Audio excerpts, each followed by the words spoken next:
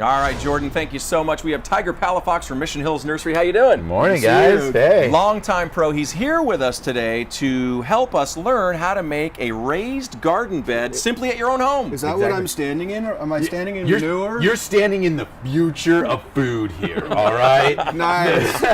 But no, I mean, a lot of people want to get a vegetable garden started. Sometimes their soil isn't very good. Maybe they don't have the best ideal location for it. Raised garden beds are the answer to all those questions because you control what's going in here. Well, we're in Santee, by the way, and we have very hard soil, so this is perfect for us. Exactly. So is now a good time to get started on your garden? Spring is the time to do all your vegetable gardens. This is the time for tomatoes, peppers, all your herbs. You can do pumpkins and squash and zucchini, all kinds of wonderful vegetables, and now's the time. And then even today with this nice overcast sky, it's really hard to start a vegetable garden in hot heat. Right. So you want to do it in the early morning or late evening when it's kind of cool. So all this here, is it available at your nursery to help build a garden? Yeah, so what we sell is, this is actually a kit here. This is a raised bed kit, and we sell different sizes, 4x4. Could Clint put it together?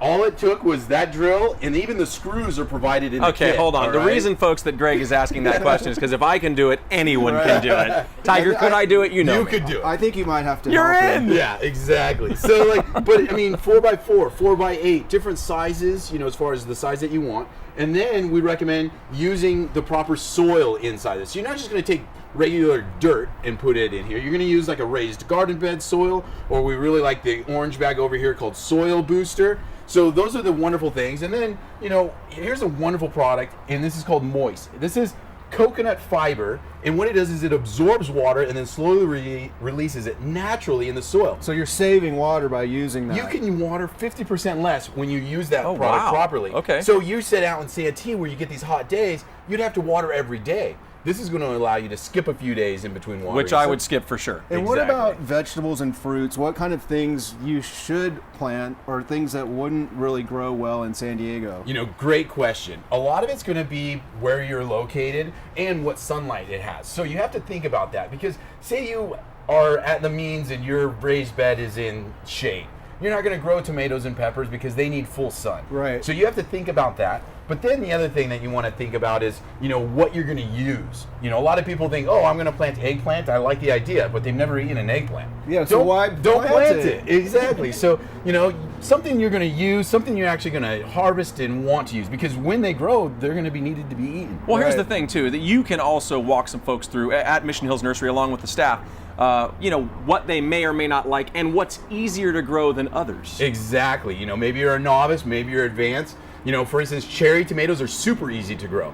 The big Zacks and all those other varieties of heirlooms, they might be a little bit more difficult. So if you're just starting up, grow a cherry tomato. We did peppers last year, and we had every type: jalapeno, serranos, Tabascos. They all did great. I mean, they were in direct sun, though. They love the heat, All right, if I'm comparing here, this looks to be about the size of a twin bed. Yeah. And about, what are we looking at, 12 inches deep, maybe? 12 inches. Okay, so what would you say are your top 3 favorite types of vegetables that someone could grow in this right now? Definitely cherry tomatoes, because you love to eat them and they're super easy to grow.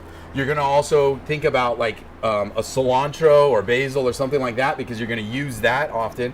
And then, the last would be something fun like a strawberry, because you can pick and eat those. And they're super easy to grow here in Southern California as well. All right, we have a fan question for you, Tiger. We still have a real grass front yard. We've been able to keep it somewhat green. Can we add anything or do anything to it to keep it greener without too much more water? It's funny that you have that question, because the product right here, the Moist product that we brought out, is specifically coming on the market for that reason.